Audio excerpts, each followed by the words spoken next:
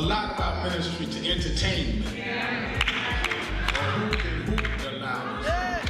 Who could run around the pulpit more? Or who got the dresses fancy and don't deal with the ministry? Jesus healed more people than he preached to. Because there is in the healing your message.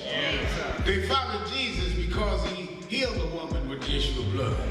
They followed Jesus because Jesus saw a blind man named Bartimaeus. A lot of us would have dismissed him because he was a broke, poor, homeless, a blind man. How you know he was broke, Reverend? Because they say he was begging. But he understood what he was doing because he heard that Jesus was passing by. And when Jesus got close enough, he said, Jesus, son of David, come see about me. They kept telling Jesus, let's go, look, we got a schedule, we got people to see. He said it again, Jesus, son of David, come see about me. And when he did it the third time, Jesus stopped and went and healed the blind man. Now, what I get out of that scripture, Bishop Daughtry, is that the blind man told Jesus, if you are who you say you are, you're going to stop and see me. And if you stop and see me, you will confirm who you are. But when we are pastoring and leading in communities with bad health, we cannot be the followers and representatives of Jesus and walk by people that are sick and we not be part of making them well. Let's get music in there, Pat.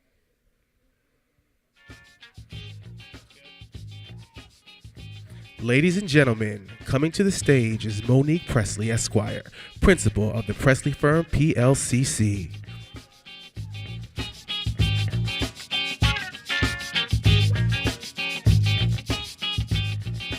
Greetings, everybody. Greetings. How are you doing so far today?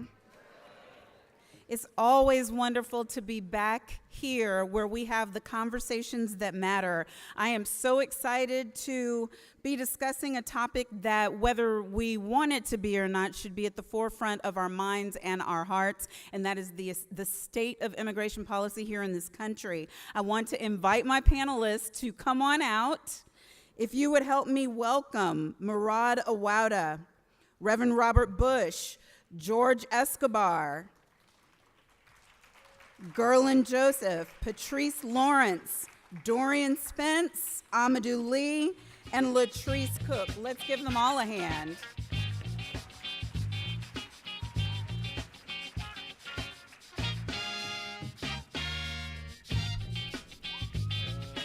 I think we need one more chair.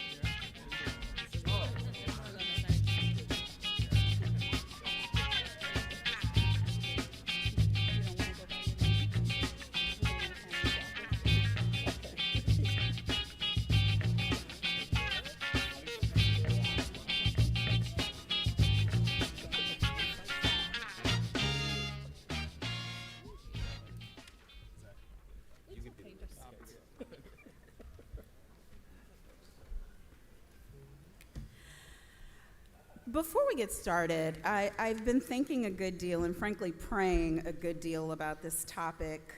For those of you who have not been with me here at NAN before, Monique Pressley, I have a daily show, the Monique Pressley Show, and I run a crisis management and communications firm in DC. And one of the things that we talk about frequently is humanity. Humanity. Not people who just care about things we care about, come from where we come from, look like we look, talk like we talk, eat what we eat, practice the same faith as us, but human to human, what rights are vested in us as part of the Constitution of the United States.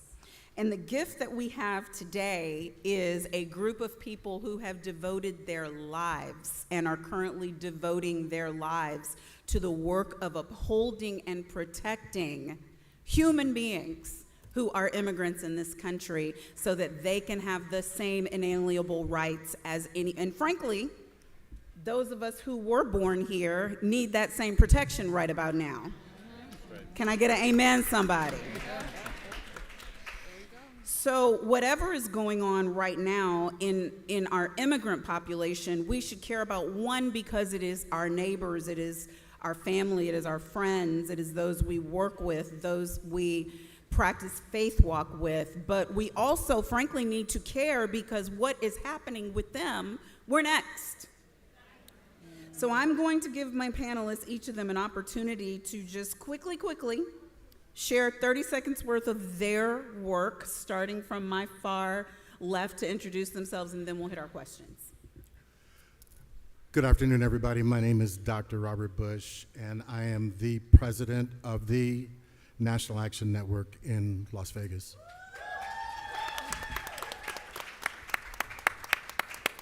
Good afternoon. My name is Latrice Cook. I am the president for the Central Texas chapter of NAN in Austin, Texas, the capital city. I am glad to be here. I'm also the founder and executive director for Milch Center, which assists for 23 years, which assists people who have previously been incarcerated and their families. I'm glad to be here. Good afternoon, everyone. My name is Patrice Lawrence, and I serve as the executive director for UndocuBlack Network. We're a national multi-generational network of currently and formerly Black undocumented folks from the Caribbean, from Africa, from all over the diaspora, and I've got folks in about 30 states. Good afternoon, everyone. My name is Dorian Spence. I am a civil rights litigator, and I serve as the litigation coordinator for Communities United for Status and Protection, which is a coalition of organizations that fight for permanent status for folks with temporary protected status that are living in the country. That organization or that coalition includes UndocuBlack and my co-panelist organization, Haitian Bridge Alliance, as well as African Communities Together, ADICAR, National Network of Arab American Communities, and Haitian Bridge Alliance.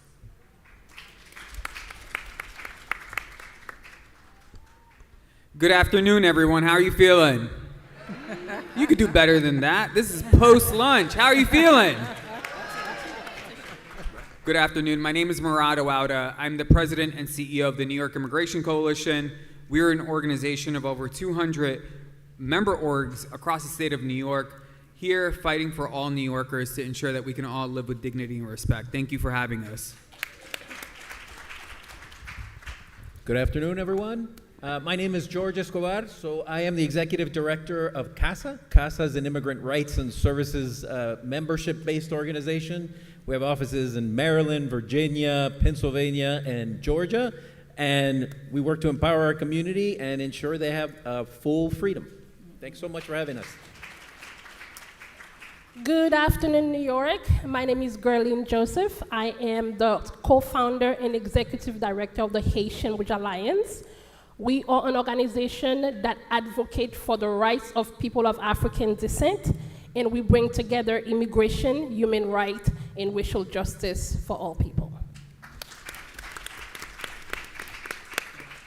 Good afternoon, everyone. My name is Amadou Lee. I'm the founder of the Amadou Lee Foundation.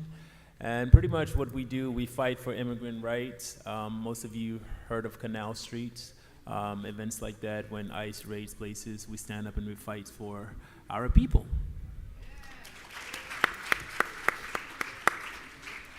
Murad, I think it's a good way to start with you because your organization is the largest state immigrant rights coalition in this country. Thank you for that and for your leadership. You represent over 200 diverse groups. I'm wondering if you can give us kind of a high-level overview of what the attacks have looked like under the current administration, the Trump administration. We call him thing a thing today.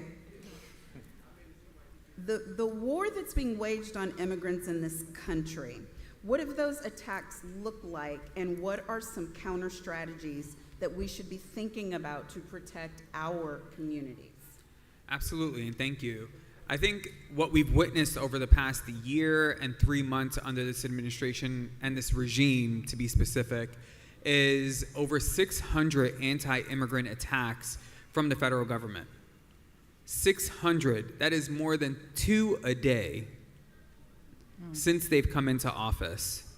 And that ranges from ending status, so making people undocumented, all the way to trying to ensure that immigrants can't have access to benefits, even if they are entitled to them, to waging war literally in the streets of cities across this country where they are murdering immigrants and U.S. citizens alike.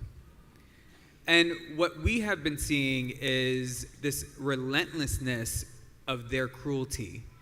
Because I want to be clear, this has never been about safety and security, and it never will be. It is about cruelty, and that is their point. And in administrations like the one we are facing right now, we are not veering into authoritarianism and fascism. We are in it.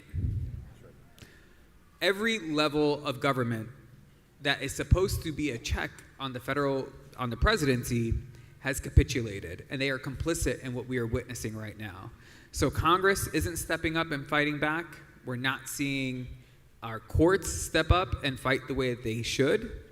And what that puts us in a position of is ensuring that everyone who calls this country home is actually fighting for the country that we want to see it become. Because, oftentimes people forget that this nation was born out of a rebellion against the monarchy.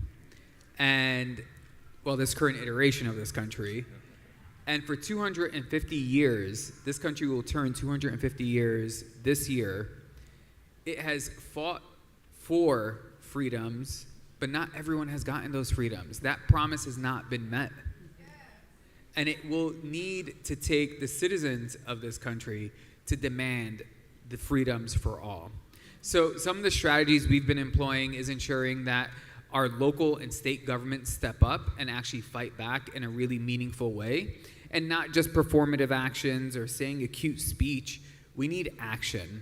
And that's why this conference is so important and this convention is so important, because it's not just about power or talking about power, it's power in action, right?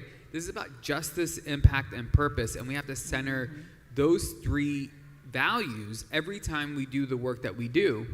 So at the state level, we have been fighting for the New York For All Act, which would prohibit the collusion of our state tax dollars with immigration enforcement. And if you haven't seen any of your state reps here, I saw a bunch of them outside, you should pull them over to the side and say, hey, where are you on New York For All, and what are you doing to make that a reality today? Secondly, if you see any of our city reps, who I saw some in the hallway as well, ask them how are they prioritizing our communities in the New York City budget? And how are they ensuring that our sanctuary policies are being strengthened and expanded, not weakened or sidelined by certain agencies? So every level of government has an opportunity to stand up and fight back. And democracies are only as strong as the people who make them. So if we're not stepping up to fight for what we believe in, no one else is going to come and do it for us. And that poem of they came for this group first. And I don't want to continue the poem. No. We know how this government is operating, and we know that what they are trying to do is use immigrants as test subjects to get away with how many rights they can take away from everyone else. Thank you. Thank you. Who in the audience knows the size of our immigrant population in the United States? Anybody? Anybody? Anybody willing to take an educated guess? How many? Immigrant population in the United States.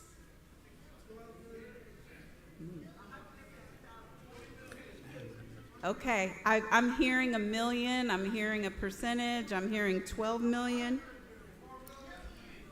As of mid-2025, approximately 51.9 million immigrants live in the United States. Wow.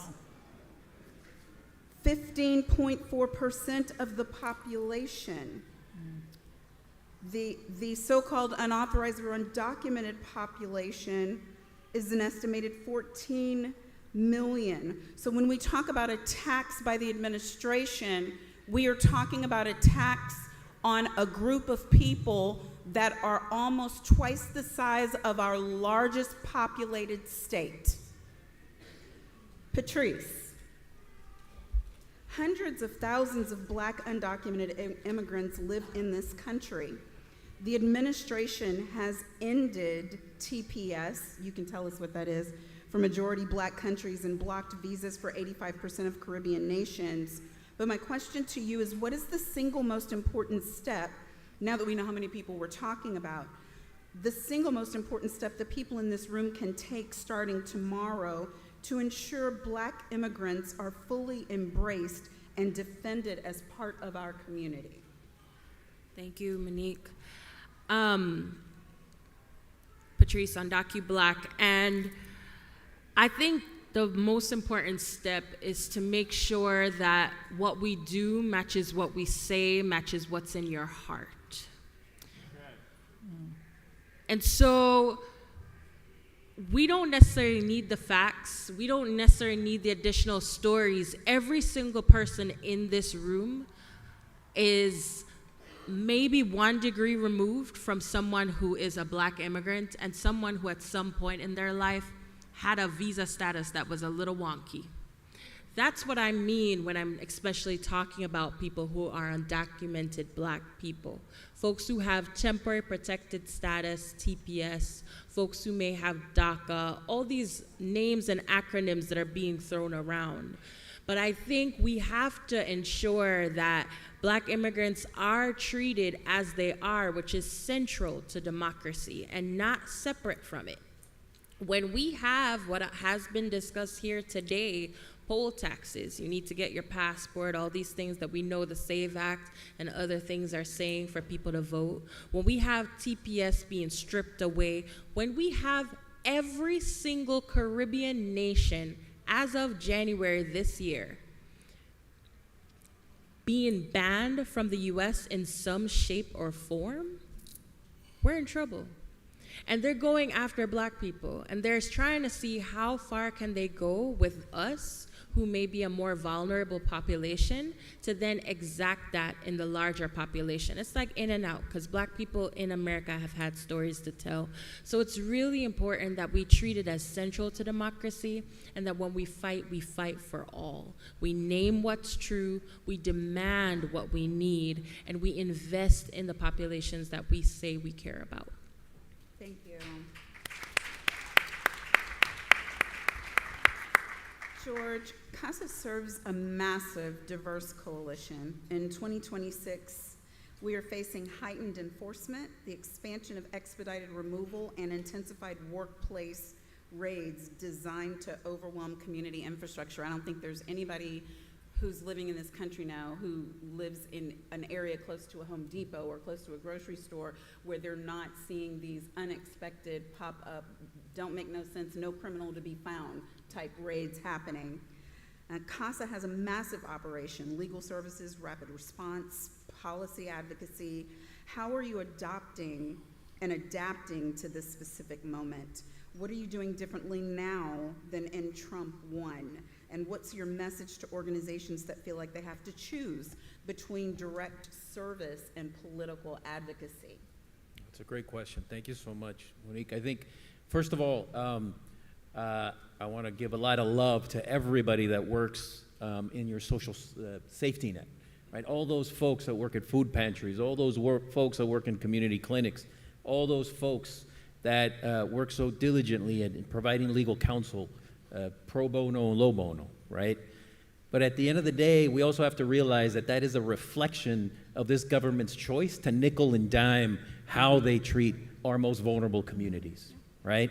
We have to realize that when you don't acknowledge the right, the universal right to health care, for example, or the fact that legal representation is something that the government should be paying for within the context of even the immigration court, you're seeing how you're putting that burden to really fulfill this country's promise on tiny, overburdened, underpaid, and under-resourced nonprofits across the country, right? This is not the way that this country is supposed to operate. While at the same time we're underfunding our most vulnerable communities, what do we have going on now in the Department of Defense, which has changed their name to the Department of War? Trillions of dollars, right? Trillions of dollars are being invested, and every year we see those budgets increase and astronomically, while we're seeing even the president say, you can't pay for health care. That should be taken care of by the states, right? All of us that work in the services sector and social services, we should be working every day to get out of that job, right? We should be working our way out of that job. And the only way to do that is through policy and advocacy. Policy and advocacy that is led by the leadership of the impacted communities that are being disproportionately impacted by those policies, right? And so at CASA, we're founded by an organization that's really founded upon 3 pillars. One is services, policy advocacy, and organizing. And all of those work in service to each other and complement with each other and build upon each other, right? It's necessary for us. We were able to build that infrastructure within our organization, but it's necessary at all times for all of us to be working together across those different pillars, regardless of what the particular jobs that we have. We may be only working in the services sector, we may be only working in the advocacy sector, but we gotta be working together, because at the same time, as we try to build leadership within our communities and build those leaders that are going to change those policies over the long term, we got to make sure that they're taken care of in the short term, right? They need jobs. They need to sustain their families. They need legal counsel when they're being targeted by their landlords, when they're being taken away and kidnapped by this government, right? So we have to understand that we have to do our best to meet those needs at the same time that we got to push, organize, and advocate.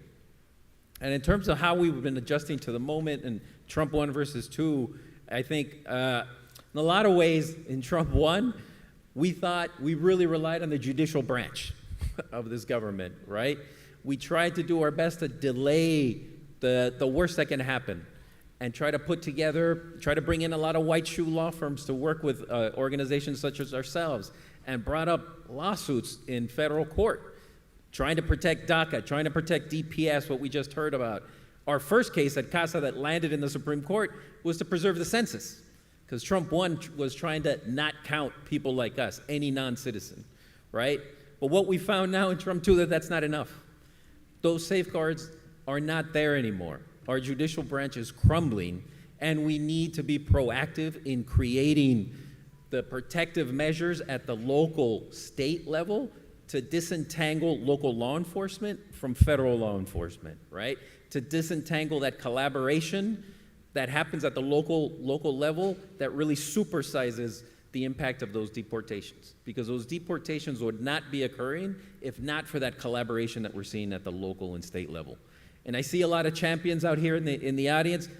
Shout out to Mr. Ivey, to Congressman Glenn Ivey, who's been in the streets with us, advocating and pushing ICE to be accountable and ensuring that disentanglement happens. And that's the work we got to be doing on a daily basis. Thank you, George. I appreciate that.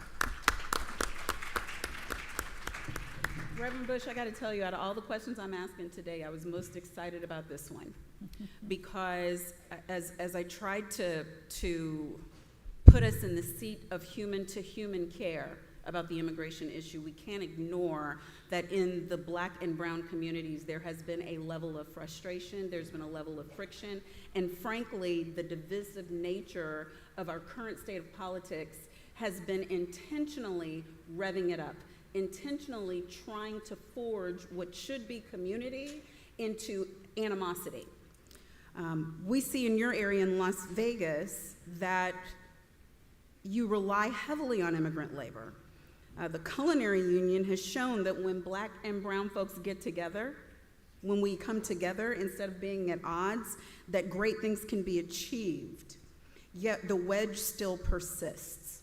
How do you speak to that frustration in a way that builds unity without dismissing real pain? And beyond just speaking to the frustration, how do you show others through your own example and your organization's example why they should care? I think this is one of the hardest communication challenges in the public that we have right now, but I think with the numbers that you stated, it's probably extremely important. And I think we have to ask, because immigrants, most of us, most of our families, not our families, because the American dream, we weren't brought here because of the American dream. We were forced to come here as a people. But for immigrants, they came here because of the American dream, and I think we could start by asking, are we still selling the American dream? And because the administration is trying to kill the American dream. But we have to start by separating the sources of our pain, because we have to understand that immigration frustration is usually not about the immigrants. It's usually about economic status, economic anxiety, jobs, housing, wages, and housing costs. And then we have to talk about cultural change. Cultural change that happens faster than a lot of people can process it. And then we have to talk about a felt sense of immigrants and our people, where the rules aren't being applied fairly for everybody. And so immigration frustration is about distrust in institutions that are misleading. And so most of our frustrations, whether from long-time residents or immigrants, point to the same failed systems. It's all about failed systems. Underfunded public schools, low wages, housing scarcity, and then we have to change our focus to those areas where we're lacking, rather than letting people aim at each other. And so I don't think that we should flatten our experiences. We have to first acknowledge that there is pain. Yes. And then unity doesn't mean pretending that everyone's all right. Unity means coming together. In Las Vegas especially, we consider ourselves bridge builders. God told us for our organization that we would be repairer of breaches. And we have to not work in silos. We can't be on an island by ourselves. And most of the people that are in our organizations are that lead areas in our organization, lead organizations of their own. And we've just brought them all together in unity. And so I can pick up the phone and call the executive director of the ACLU or the Culinary Union or the SIU. I saw our very own Reverend Sharpton build relationships with unions. And when he had his relationship with Mary Kay from SEIU, I went back and told my SEIU president, I said, I want to build the same thing on the ground here that Reverend Sharpton has built nationally. And so we take all those organizations and we are united, and when we hit the streets or we hit the doorsteps of our legislators, we're all in unity. And one of my mentors, Bishop Bill McDonald, said, if you try to put your finger through a wall, you probably break your finger. Mm-hmm. But you can put your fist through a wall. Yes. And we as organizations, we've combined to be that fist that can go through any wall. Excellent, thank you.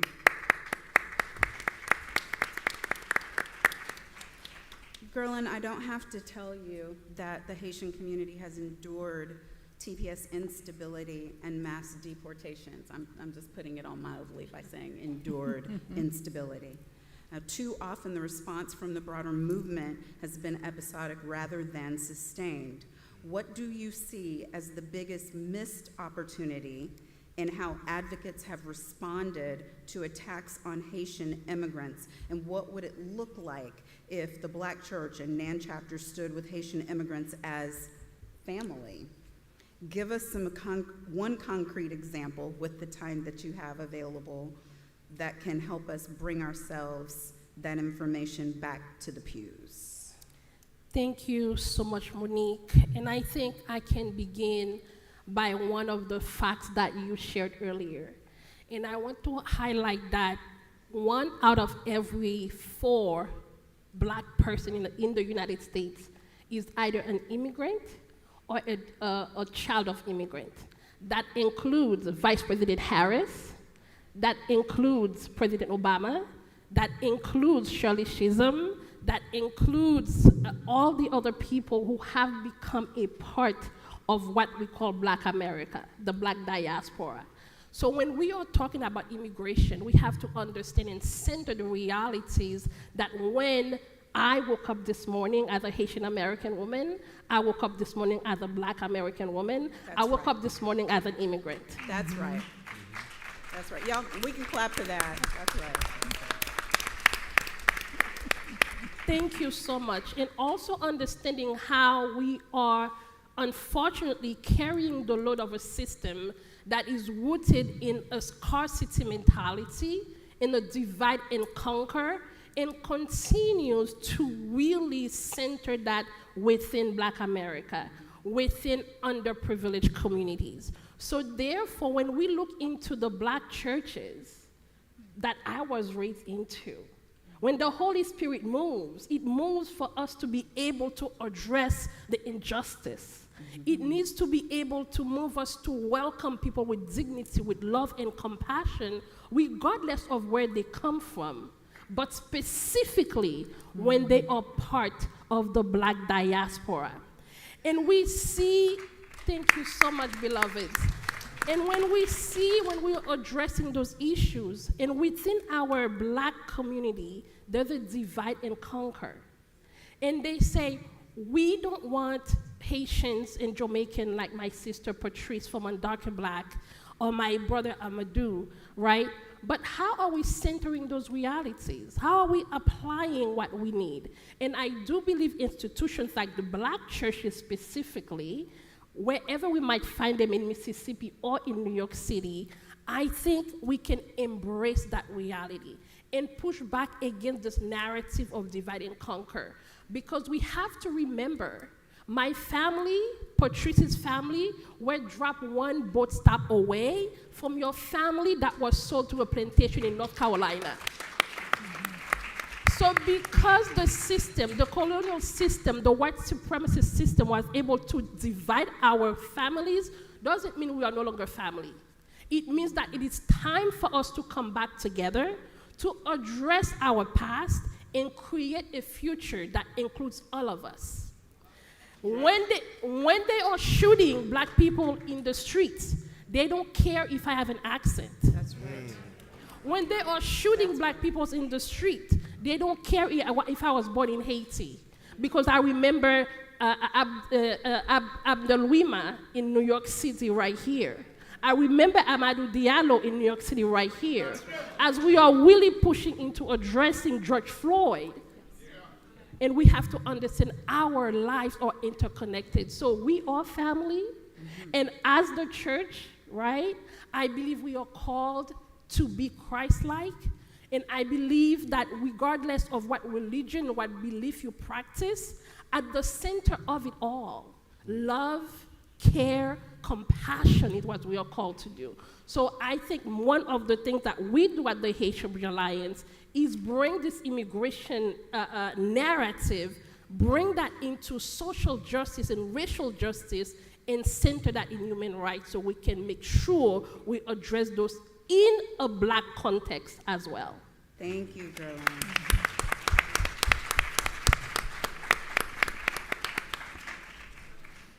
My fellow Esquire, let's chop up some law for a minute. Dorian, you focus on policing and enforcement, The administration has expanded 2 87G agreements, I'll let you explain what that is, that turn local police into ICE agents. I think it's turned them into thugs. Organizers tell us that by the time a lawsuit is filed, the family is often already gone, therefore no remedy remains available. How do you see the relationship between legal strategies and on-the-ground organizing, and what should advocates be doing now to build power alongside litigation? First and foremost, thank you, my fellow Esquire. And I love the framing of this question because I get to talk about a book that meant so much to me early in my practice.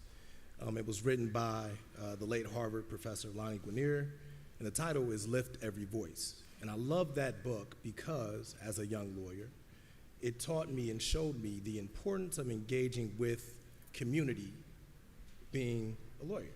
Because sometimes we descend on communities, oftentimes from cities in the north, thinking that we know every damn thing, thinking that we can tell communities what they need and what they want, often with the legal strategy already in mind. But that book calls us in to serve a higher purpose. And that purpose is journeying alongside community, arm in arm, helping the community realize its goals and actualize its power. Litigation in the law is limiting just by the construct of it, right? Lawsuits are reductionist by nature. Oftentimes, at its best, it can get you some far off goal, but oftentimes, you're fighting for rights that are already due to you. So as practitioners, as lawyers, as we engage community, if we're developing legal strategy without the people, we're missing the point. If we're focused so much on what happens inside of the courtroom without working alongside community to help them build power and develop strategies that they can implement and enforce and effectuate after we leave, then we're missing the point. Litigation is just a tool, right? An important one, but it's not the only tool. It's a tool just like policy is a tool, just like advocacy is a tool, just like agitation in the streets is a tool. It's just a tool that has to work alongside the people and organizers for it to be sustainable.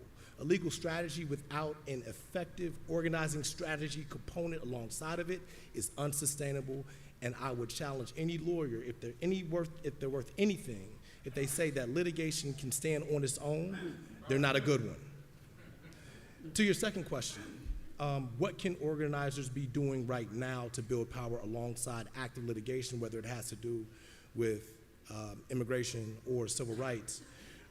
Look, the fact of the matter is you have a panel in front of you full of brilliant strategists in the immigration space. And we work on behalf of some of the most vulnerable communities right now because the targets is on our backs, right? But if you look on the back of yourself, you've got a target on yours too. If you think that this administration has not already come for you, then you haven't been paying attention. We have a case in front of the Supreme Court right now that questions the idea of birthright citizenship that was born after the Civil War. The amendment was added to the Constitution to protect the children of slaves, but it extends to people who are born in this country. And we are facing an administration that is looking to change the rules and on its own define who belongs and who doesn't. And if you think that that don't include you, then you're missing the point. So what can organizers do right now to build power alongside legal strategies? Number one, use your voice. When people come for your neighbors, you speak up, right? Number two, tap into the networks that are doing work on behalf of immigrant communities and provide resources because these communities need it. And last but not least, join some of these organizations up here, myself, Patrice with UndocuBlack, Guerline, Jozef with the Haitian Bridge Alliance, and join us in our calls to Congress as we ask them to help us improve our immigration system. Thank you, Monique. Thank you, Dorian. I'm so glad you said that part about litigation just not being the be-all, end-all, because I do think as litigators, as advocates, sometimes we forget that even though we may feel like we have capes on, that the work is actually on the ground. That's why, for sure, in the tradition of Thurgood Marshall, at the school I graduated from, Howard University School of Law, HU. You know. We were taught not just to be lawyers, but social engineers, recognizing, Latrice, that the work is in community.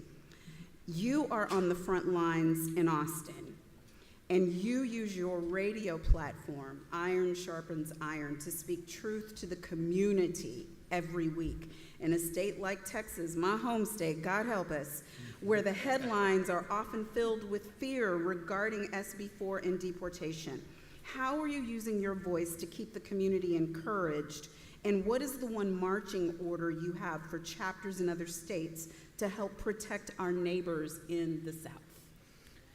So, although I'm in Austin, Texas, I want to do a disclaimer. I'm originally from Chicago. I just live in Texas. But I've been there a long time, and I just want to say, you know, I heard him say about the American dream, and I always ask, what the hell is the American dream at this point? As a person who is a founder, I've been in this work of reentry before reentry was a buzzword. I founded a nonprofit organization in Austin, Texas, that works with people who have previously been incarcerated and their families. And so talking about Senate Bill 4, I actually wrote some things down because my work in reentry, I deal with a system that already criminalizes behavior, cycle people through jails, and separate families. So Senate Bill 4 takes that same system and gives it a new group of people to target. And we do need to be concerned about it. And let me be clear, Senate Bill 4 is not just an immigration law. It is the expansion of the criminal justice system into immigration. Because what the law does is create a new state crimes for immigration, allowing local police to arrest people for crossing the border and even pushing towards state-level deportation. And I think, you know, what we really don't think about is that if you know about Senate Bill, if you know about mass incarceration, you already know about Senate Bill 4, because that's basically what it is. And in Texas, we are plagued right now with the bolstering of not only people being incarcerated, but the jail holding facilities with no air conditioning in the state of Texas, which I know our MC knows, is so hot in Texas, sometimes you would like to pull your skin off. And so you're dealing in a place where they're actually putting people that they're getting immigrants, even youngsters, and putting them in these facilities with no air condition, a rogues gallery of people who are actually keeping these folks in custody and selling them drugs and this, that, and the other. This is actually going on in the immigration detention centers right now. And so it is something that is, this is not by an accident, this is intentional. And it's about money. Prison and everything, all this incarceration and stuff is about money. And you know, what kills me is that, you know, I see people who jump into these areas of where they want to run nonprofits and 501c3s and get in business because you're trying to continue to make money on people's pain. We should be trying to make it where we're working ourselves out of a job and not more into a job. And that's what immigration is really doing right now. It is actually criminalizing people for their existence, not their behavior. And I feel like we have a definite responsibility to make sure that we are really helping our neighbor. Who is your neighbor? It's the person that's sitting next to you. It's the person that you go outside and you see, that is your neighbor. And you have to help your neighbor. How do you do that? You educate them. You stand with them when something is happening grossly wrong against them. You don't think about the fact that, you know, hey, they got on sneaks and I got on Ferragamo shoes, so I can't do that. We need to not separate the issues, because incarceration is what it is, and that's what immigration is, a new way of incarcerating a whole new set of people. Thank you. So by way of segue into this next question, I want to point out that Black men in the United States are disproportionately over-incarcerated compared to all other peers, that they are more likely to be stopped, frisked, searched, arrested, jailed, assaulted, killed that the number that we can actually count of wrongful arrests and incarceration in this country is climbing past 12,000 per month. That being said, it's no surprise, Amadou, that African men are the most targeted immigrant group in New York and across many other states. Yet the media barely acknowledges them. They are far more likely to face immigration hearings without an attorney, and many unscrupulous lawyers take advantage of their lack of resources. This raises some critical questions. What would a truly effective emergency plan look like for this vulnerable community, or for all of our vulnerable communities, before, during, and after raids? And how can NAN, the Black Church, and everyone in here, or who will watch this video later, and I hope it's a million of them, how can we step in starting tomorrow to ensure our people are ready the next time? Thank you so much, Monique. Anyone here heard about the Canal Street raid when ICE came? Who is at Canal Street? Is it just Africans, or do we also have some of our Asian brothers? Yeah. Okay, so what I'm hearing is Africans and Asians, right? When ICE came over there, everyone they arrested, every single person, guess who it was? Okay. I came to New York, and I was walking down in Harlem, and I saw so many of our African brothers and sisters asking so many questions regarding immigration. Some of them were sleeping outside. And then I asked them, is the city helping? They said, well, listen, we don't know too much about what's going on. I said, no, there are actually plans budget that's been passed to help you guys, all right? And then I started to dig deeper. And then I started to learn that when I asked for answers, people were telling me, well, listen, some people prefer sleeping outside in the streets instead of hotels. I said, okay.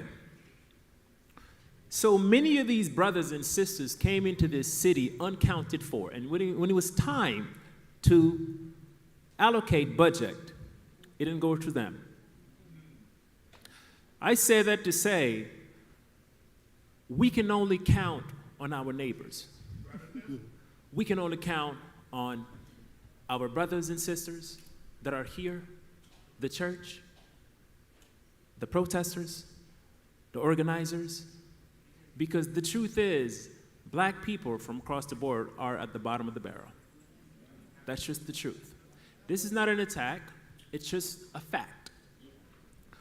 How can we better prepare before a raid takes place? Well, check on your neighbors. If this is an individual who is most likely to be targeted, speak with them. Have a plan of action. In the event that a raid takes place, who's going to take care of the baby? Right? In the event that a raid takes place, how will they be able to pay their mortgages? Right? Do you know resources that maybe they do not have, or maybe that they do not know about? Right? In the event that a raid takes place, well, in that case, speak with attorneys. Go to attorneys, give them your neighbor's name.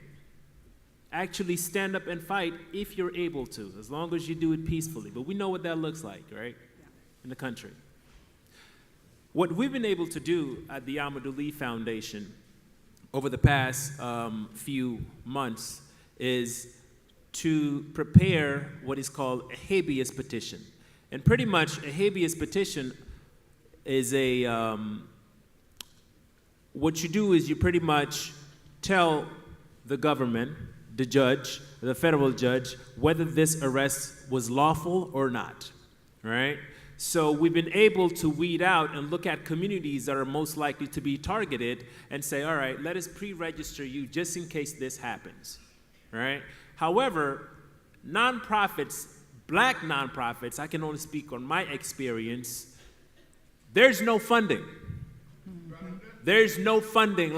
It's like I came into New York and I'm looking at people like, so we've been working all of these things. I see that, such and such got $30 million, but I'm looking at all my black organizers and black nonprofit leaders, nothing is going to them.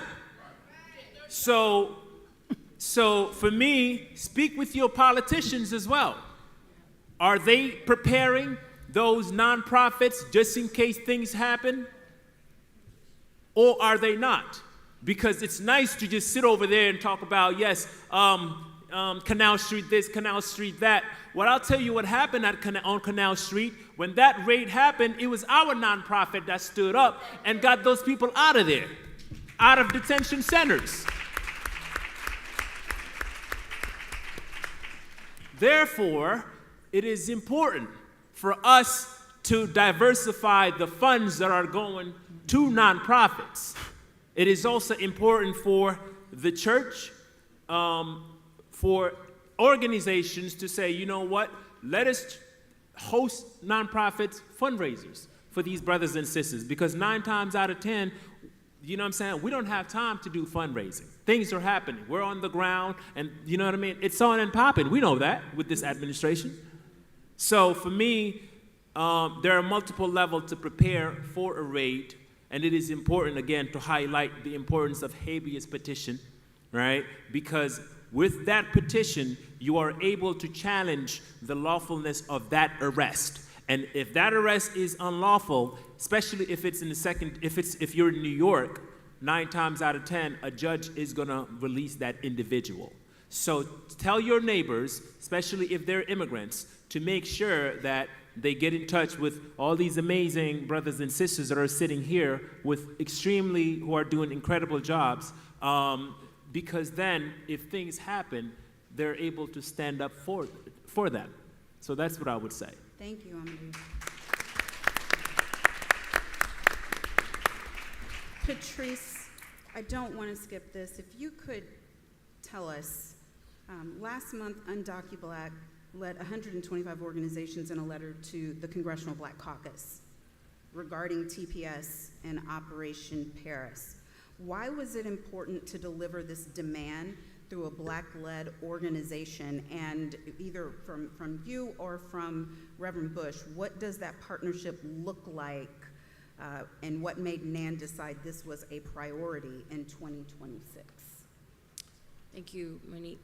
125 organizations when we still have so many problems going on, and to sign on to a Black immigrant letter, National Action Network made sure that they were at the top of that list. And that is power, right?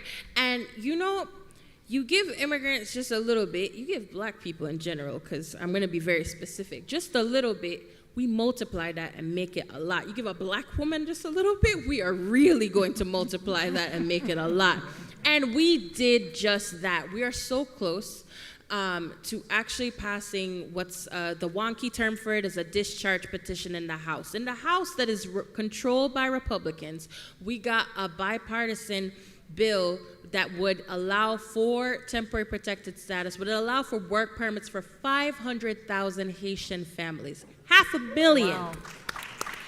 We're not there yet, so this is where I'm gonna need help.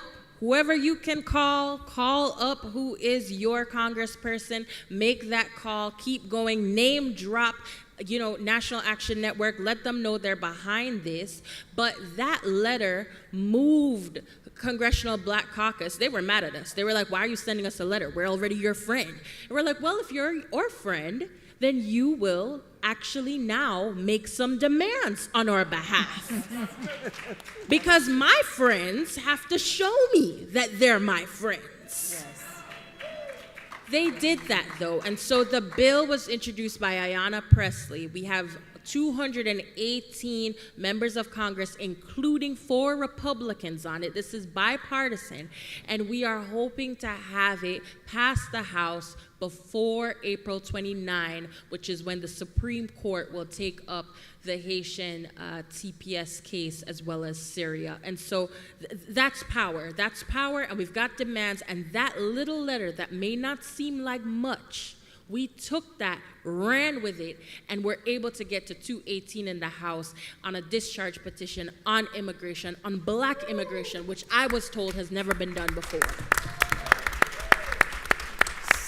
So we're going to want everyone to call 202-224-3121. That is the way to connect to your member of Congress. I'll say it again, 202-224-3121, and tell them what you expect them to do on this and other legislation. We are in lightning round. I want to get through 2 questions quickly, so I'm going to give you each a sentence for each one, all right? Starting with Murad, I want to ask you to finish this sentence honestly.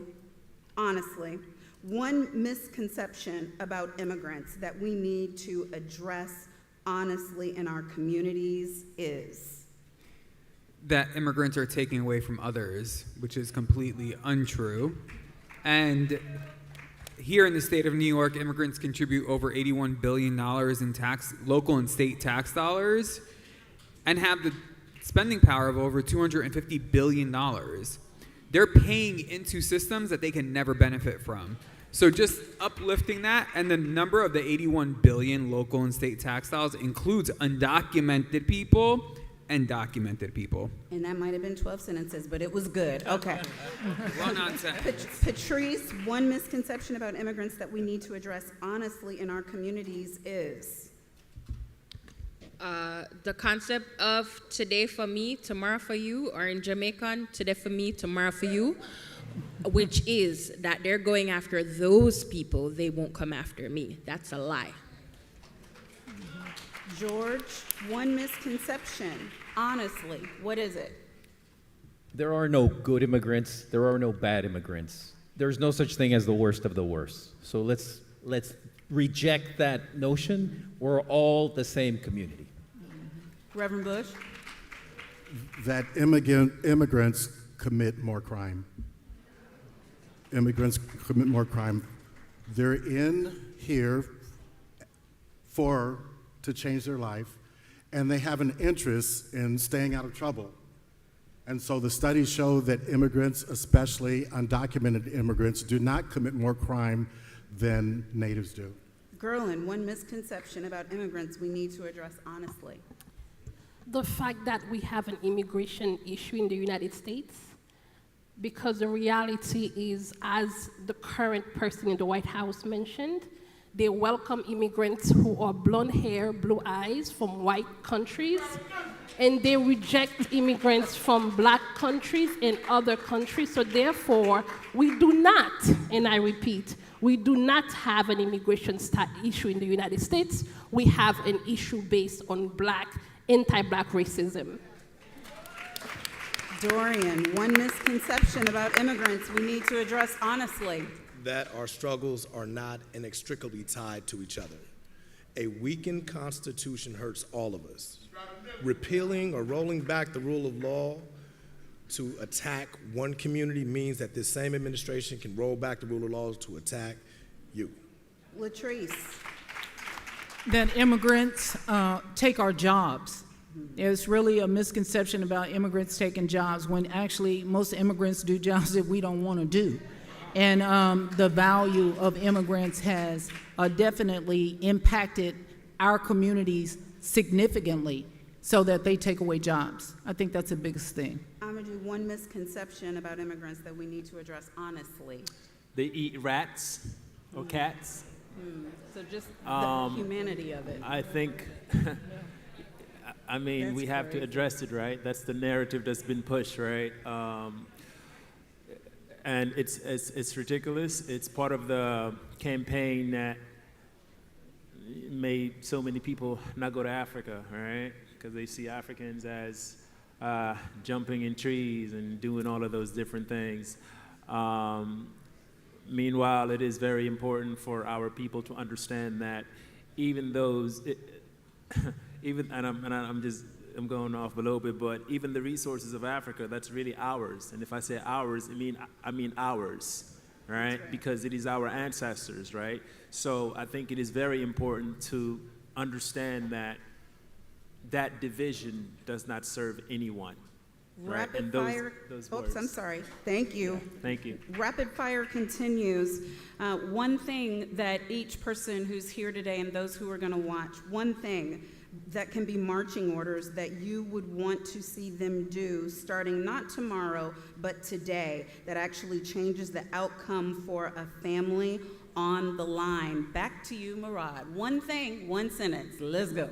Demand that your New York State representatives, your state assembly, state senator, step up and pass the New York for All Act, because that's going to protect all 19 million of us New Yorkers. Patrice. I'm sorry, well, which one? Latrice first, yes. I'm sorry, can you ask your question one more time? One thing, marching orders that they can do that's going to change the bottom line for immigrants today. Stop treating this as a separate issue. It's a criminal justice issue. Patrice. Make sure the SAVE Act doesn't pass. Woo!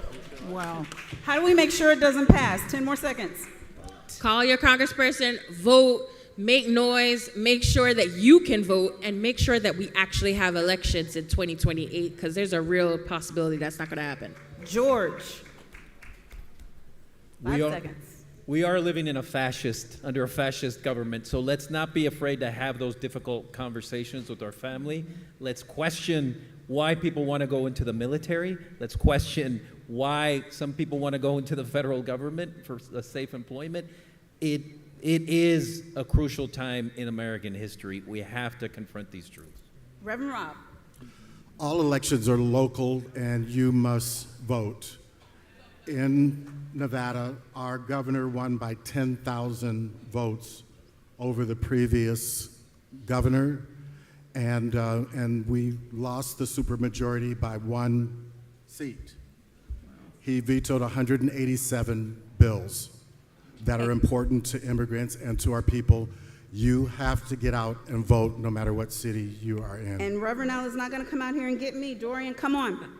One thing. Resources, give your time, talent, treasure. Amadou. Resources, support your local nonprofits. And on behalf of this esteemed and wonderful panel, Monique, Pressley, I'm going to say again what was said on the end. Not just vote, register somebody to vote. Make sure your whole household is registered to vote. Work in your neighborhood to get rid of this regime so that we can all be safe. Thank you for being here with us today. I hope you learned something.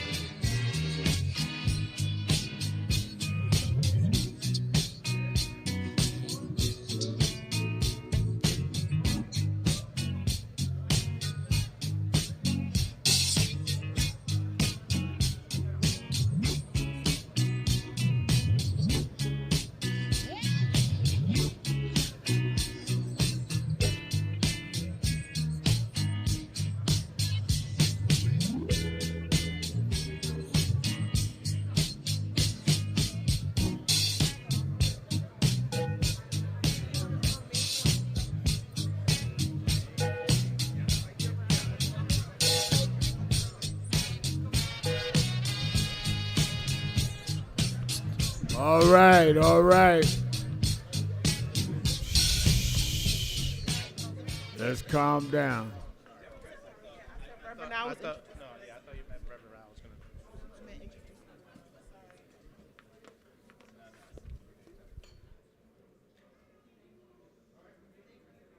All right.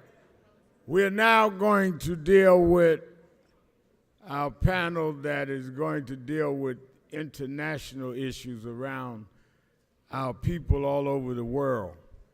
We must think and act global in order to affect anything. We're in a global world now. And what happens in Africa affects us in the Caribbean, affects us in the United States. So how do we coordinate and how do we weave this together? Our panel is going to approach how we respond to that. I want to bring on the convener and who will preside over this.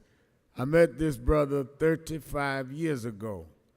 The year I started National Action Network, we had been marching in a section of Brooklyn, New York called Bensonhurst, where they had killed a young man named Jozef Hawkins just for being in the neighborhood.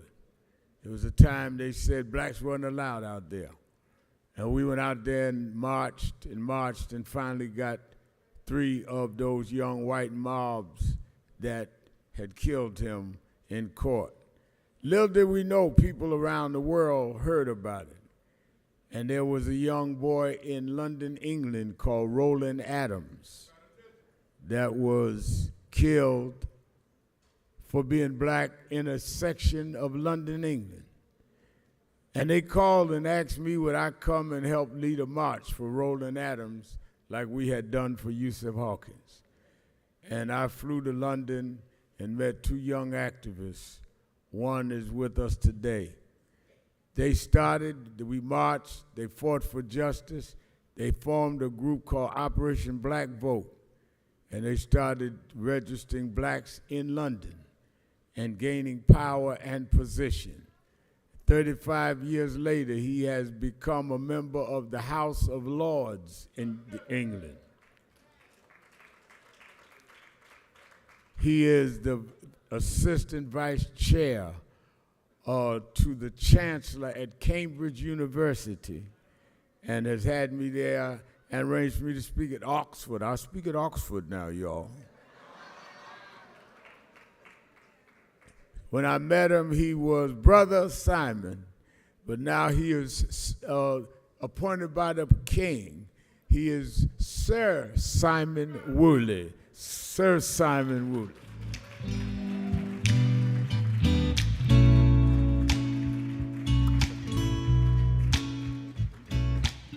Let's bring out the panel. My one and only, come on, I'm gonna do them one by one. Let them first come out.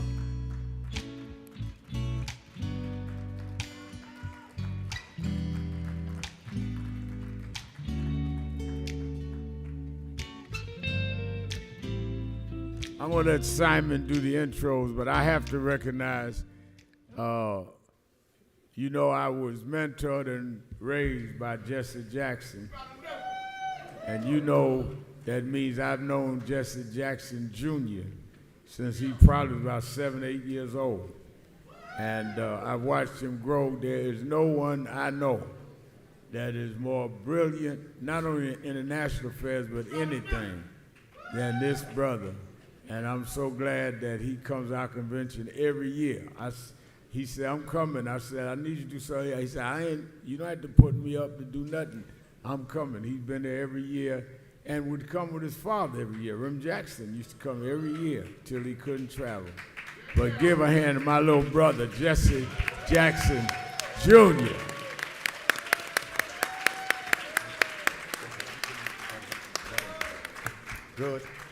Good afternoon. I must say, as your moderator today, what an honor it is. And I know that my brothers and sisters right across the pond in London, UK, and across Europe will be watching us right now. Yes, they are. And with watching us come together with this great unity of purpose, like my dear brother here, Jesse Jackson Jr., we know his dear father who taught us to keep hope alive. And to tell us that we are somebody. We are black. We are beautiful. We are proud. We are somebody. I'm telling you today, this is one of the most important panels that we have assembled this week, not least because it seeks to see beyond these shores. We're global. We're a global phenomenon, but we rarely recognize it. So we have assembled an esteemed panel, and I want you to give them a round of applause for this global challenge of race and equity in today's movement. Thank you. Thank you. They will give us their insight. I first want to introduce Runa Alam. She's the Chief Executive Officer, Development Partners International.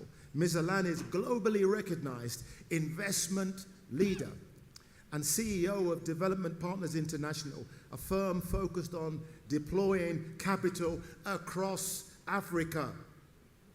With decades of emerging markets experience, she has played a key role in driving sustainable growth and empowering businesses across the continent. Please stand up and give them a wave.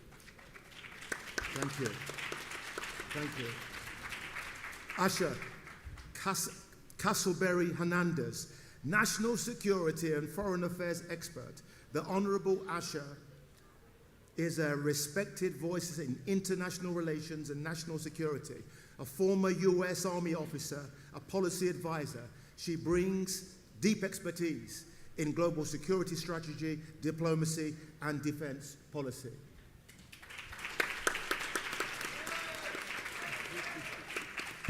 Edmund Folofak, Associate Professor of Internal Medicine and Medical Oncologist, The Ohio State University.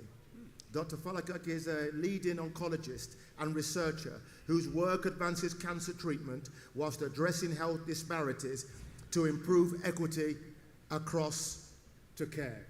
Where are you, brother?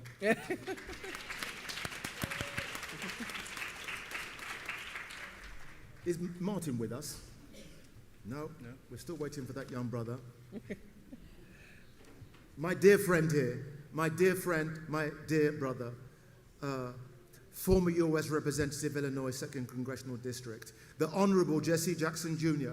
is a former member of Congress, known for his advocacy, civil rights, economic justice, the urban development, with long-standing commitment to community and power. Give it up for Brother Jackson.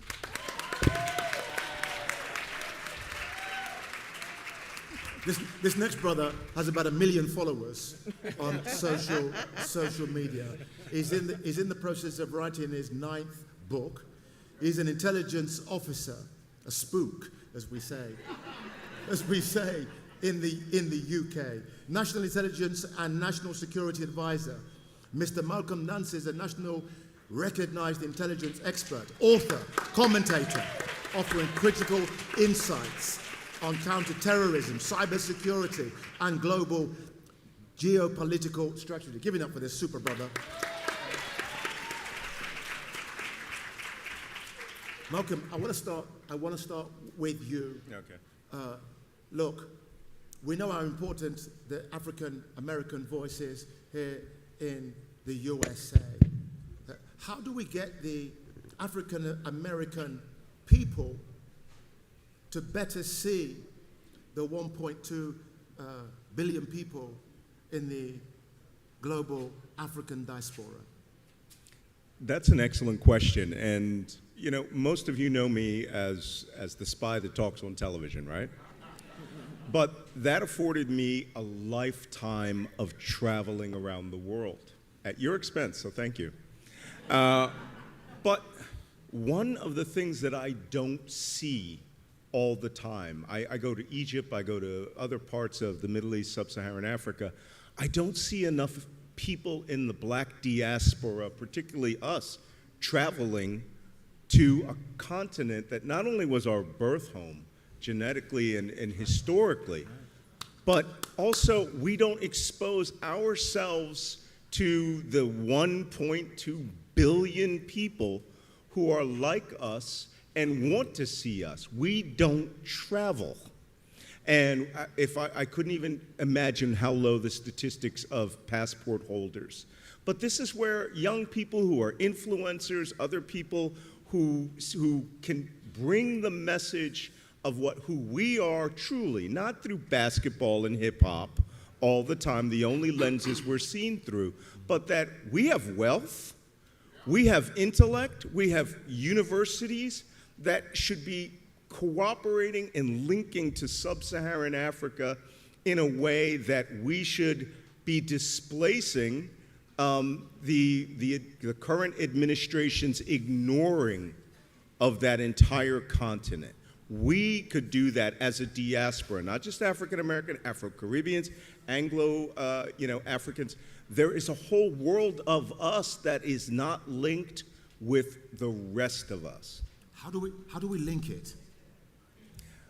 Well, again, I like the idea of popularizing, of harnessing these young influencers. I'm an old influencer, okay? I might be the oldest there is. But, these guys who are 18, 19, 20, every year I go to Egypt. I go out to a remote desert village in Western Egypt, and I run into influencers who say, oh, this is a hip eco-tourist spot. That needs to be encouraged for the places, for Nigeria, Ghana, Ethiopia. I love Ethiopia. And all these other places, other than going on a safari. Most people don't know Botswana or Zambia. Or, we need to harness that. Let me bring in somebody that does know through the lens of Africa, because this woman has been setting up businesses in Africa that are just doing crazy stuff and earning tens of millions of pounds. Runa, from your lens, give our audience a flavor about the dynamism that's going on in Africa right now. So I'll start by saying that last 2.5 days there's been talk about giving capital to black and brown people, so creating wealth for the black and brown community. Globally, the same has to be true, and it's now happening. So if you look at what people call the global south, it is black and brown people, and they have been poorer than the global north. And that is changing. Africa. So Africa should be president, she should be president, Kamala Harris just said, is going to have 25% of the world's population by 2050, 40% by the turn of this coming century. It's going to have 13 of the 30 biggest cities. Lagos, Nigeria will be the biggest city in the world. It is, because the population is so young, incredibly tech savvy. So we invest in some of the largest companies in Africa. We've made them global, and we invest on the venture capital side too. And so what is happening? What's happening is these countries now, as a collective, so the continent is now going to be the fastest growing continent as of this year in the world. It's surpassing Asia. You put together 700 million people coming into the workforce, young people, you put together a young population that's tech savvy, you put together urban people consume more than other peoples, and you put together the biggest population in the world. What do you have? You have incredible dynamism, but you also have power. You have the biggest consumer class that's developing. There is a reason, an economic reason China is in Africa. It is a good market. It is one of the best markets. We cannot, as Americans, be left behind. So in the same way China, over the last 20 to 25 years, surpassed us in skill sets in manufacturing, they're going to surpass us creating the brands that Africans buy. We don't have to do that. We can be involved. So not what's been happening lately for Africa, as Ms. Harris said, VP Harris said, but looking at the real facts. It gives everybody here power, but it also means that it's a real opportunity for the whole world, for Americans in Africa. And with that opportunity, where do you see the links between African Americans and the African continent in regards to economic opportunity that is on an equitable basis? So the link has to be knowledge. So travel, exploration, bringing peoples together from Africa and here. So you think about a young population, as I said, tech savvy. Our young population is also tech savvy, and they're influencers. Why would they not think of a 1.2 billion people in Africa as their audience, as people who buy their products? It is a great opportunity because African music, movies, culture influence here, and American music culture, Black American music culture influence there.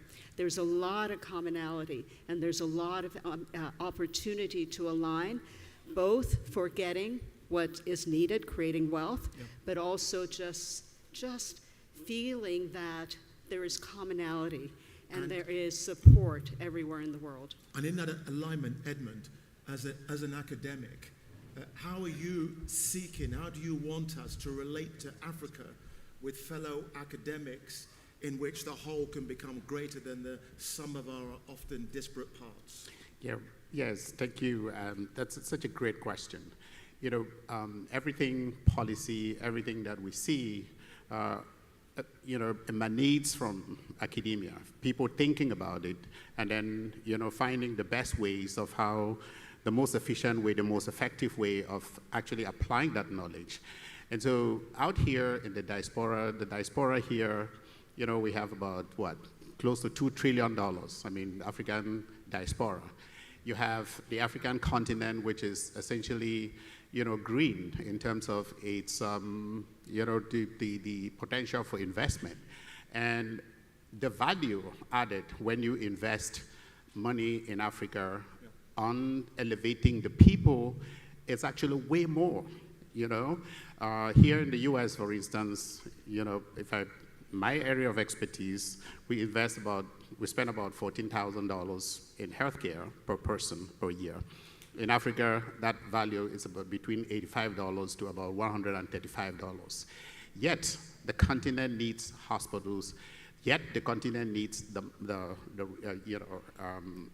research such that the next drugs can be developed there. So if academic disciplines here in our HBCUs can collaborate with academic disciplines in Africa to not make it be a haphazard process, to actually develop how do you take this money, what is the enabling environment that you need to create in the continent to make this a win-win, you know, so that when somebody wants to go to Africa and invest, for instance, I'm not reaching out to the Vochoric capitalist, I'm going to the same place, the HBCUs here, and then to the African continent where I can get some faculty there to say, hey, what is the best way? Where should I invest my money in order to actually, one, get the return on the investment, but two, add value? And These Edmund, are the things that we need.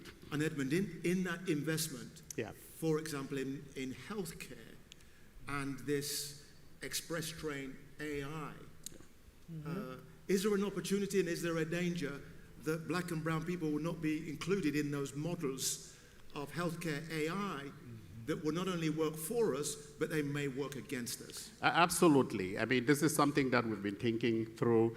Remember that AI depends on what? The training data set and the validation data set. If you actually take information that you put into the AI, and that information doesn't include the people in the continent, then you're going to get faulty things, right? There is one area in biology which we're already seeing that now, in terms of genetic variability. Africa has the most genetic diversity in the whole world, combined. I mean, and it makes sense, because that is where humanity emanated. So, but if you look at clinical trials in medicine, in cancer care, all the breakthroughs, there are only 5% or less of clinical trials that actually are done in Africa. And so with that, when you develop drugs here, so no wonder some of the drugs don't work in not only people in Africa, but also the people, all of us here in this room, because we were not included in the training data set for whatever drugs, and so AI is going to be the same. So there's maybe an opportunity, an opportunity there with this AI race to put Africa at the heart of these models that will serve us so much better. I want to turn to Asha, and in regards to the security, national security of Black people. global security of black people. We saw here some months ago when the president of South Africa came to the White House and was mocked by the president in such a shameful manner that disgraced, belittled that office. Asha, how can we protect the security of black and brown people around the world with this right-wing deluge that demonizes and belittles us? Well, there's multiple ways, but one we have to definitely look at is looking at the current role of U.S. global leadership. That to where, as a perfect example, we are defining to the American people what kind of relationship we're having with our African countries, and it's coming across very myopic and lacking cultural respect on one another. And then when you look at the policies that are being pushed out from the White House, they have a very small, limited understanding of what we should do in Africa, like only focus on trade and investments, that's it. No, there's more to this story.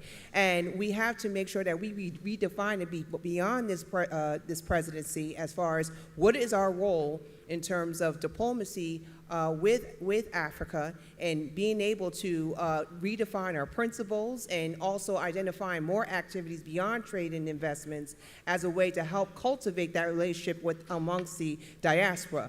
And one way we can do that is building a task force where it's a diverse one, where we have influencers, celebrities, the Congressional Black Caucus, the private sector, that can help come together in a combined force as far as redefining what that relationship looks like and turn into a long-term enduring investment. Thank you, thank you, thank you. Jesse, when you was in office, you were around those big power tables, speaking about Africa and how Africa could be enhanced, supported. What did you learn in that time that you could impart to our audience about those powerful tables that you frequented? Lord Woolley, first of all, thank you very much, and thank Reverend Sharpton for the opportunity to participate in this panel. Some of it is a function of definitions. Connecting African Americans to Africa is called a vacation. Connecting African Americans to opportunities in Africa and connecting Africans to opportunity in America, that's called business. We need a framework that includes human rights, our respect for theirs and their respect for ours, opportunity, those that they can create for us and those that we can create for them, partnership. It means that Elon Musk ought not be digging lithium in African countries and bauxite, and while at the same time overseeing an agency that fired 300,000 black women in our federal government. That requires partnership and empowerment. There are 5 black-owned radio stations, for example, that allow talk radio. Very seldom do you hear African countries advertising on those black radio stations about come to Africa, come visit our country, come vacation, come take a safari, come enjoy yourself, come partner with us, come do business. But the medium by which we communicate with them is through our radio. When we sustain, for example, those radio stations, we also sustain our ability politically to defend, through Jim Clyburn and Brother Ivy, who were here speaking earlier, to elect black folk to Congress who can fight for the policies to help shape the framework. African leaders, and this ought to be the last time, that they come to the United Nations and speak and don't stop by the National Action Network and spend some time with Reverend Sharpton. Now, we don't trust Elon Musk, but we do trust Reverend Sharpton. And I don't have a problem trusting Reverend Sharpton to meet with Elon Musk to tell him there will be no more digging of lithium in Africa until you see black lawyers and black accountants and black teachers and black colleges and black people, and make a commitment to us here at home. That's the leverage that we need so he can dig in Africa. And last but not least, the next time an African leader comes to the United States, they ought call and ask for the lay of the land before they meet with the President of the United States and get insulted by Donald Trump. We saw what he did to the President of Ukraine, made him go home and put on a suit and come back. If they would have called us from South Africa and said, what would it be like if I accept an invitation from Donald Trump, we would tell him he's going to insult the hell out of you when you come there. So ignore the insult. Make sure the African president comes where he or she is respected first. Meet with our leadership, and let's create opportunities amongst ourselves. So I'm loving the energy. I'm loving the vision. I'm guessing right now this is the time to think bigger and bolder than we have perhaps for some time. I'm reminded when I look at the 1920s that a black brother started the biggest movement of the African diaspora ever seen in Marcus Garvey. 6 million followers, raising millions of pounds, which would have been tens of millions of pounds. And you did all of that without mobile phones, without social media. Brothers and sisters, what's our excuse? We've seen what nations can do when they have a wealth fund. For example, Norway, when they had the oil, they spent half and saved half. And now they have a wealth fund worth $2 trillion. I'm asked the panel, we need a Marcus Garvey moment here. Where does it start? Where does it start, brother? Where does it start? As far as I'm concerned, it started with him just a few moments ago.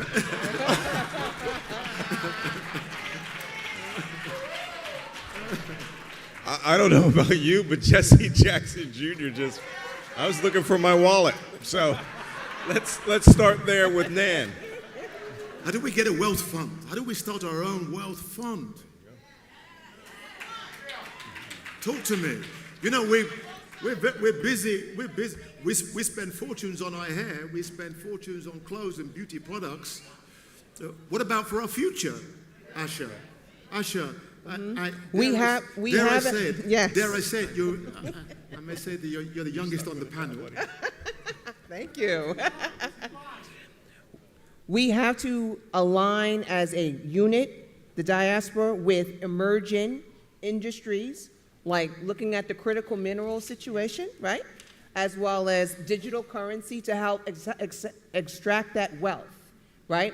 But simultaneously, we have to also define our leadership as far as how we can work together in resolving our regional peace and security issues. I love Jesse Jackson's legacy as far as how he was one that called on to resolve the issues as far as hostage affairs and taking on the leadership on that. Right. So we have to simultaneously work on those two together. But we also have to take advantage of sports and entertainment together, right? Hip hop is extremely influential, right. And we can leverage that. And we have hip hop artists that want to go to Africa and be able to work together and build on special projects. So it's there. Okay, Edmund. Edmund, I need the leaders. I need the leaders in medicine, and we need the leaders in the university. How do we sew that golden thread with our black academics across the world? So I think to me, when I look at it, it's something, again, first of all, what do we want to do with it, number one. Number two is how do we raise the funds, and we've already identified where the money is here. You know, and then three, how do you, when you invest that fund, we don't need to be like, I hear in the diaspora, especially the people who just came from Africa like myself, they'll say, oh, I'm Ghanaian American, I'm Ghanaian diaspora, I'm Congolese diaspora. No, I want to disabuse that. We just need to have a few places that have the enabling environment. We get these funds, invest these funds in a form of maybe some kind of an investment bank, so that we can industrialize. Africa can industrialize and add value, and stop being just the extractive, area where people just go and take out resources and then, bring out to the United States or to the West. So that is the critical thing. And the reason why this is very important is that IMF or the Bretton Woods Institution, and increasingly now the Chinese, when they invest in Africa, they are investing in Africa for one reason only: profit. Yes. But if we raise our funds to invest in Africa, we are investing in the human beings because they look like you and me, and we have a stake in it beyond just the money. And so we not only gain resources, the money, but we also elevate the next generation. And tomorrow, Africa can then we can see the next Wakanda build up in Africa that would give you and me, the respect we all deserve as human beings. Wonderful. Runa, tell me, you are an expert on managing funds, huge amounts of funds, millions, tens of millions of dollars. What can we do with an investment black bank? Okay, billions, not millions, okay? So let's be powerful about this. I want to say a couple of things. First of all, the National Basketball League, NBA, is now in Africa. Think about the opportunity. It's growing leaps and bounds. Stadiums are being built. Young Africans are getting trained to be amazing basketball players. It's everywhere. There's a huge link everywhere. There really is. Let me give a vision here. First of all, I want to talk about two people. One of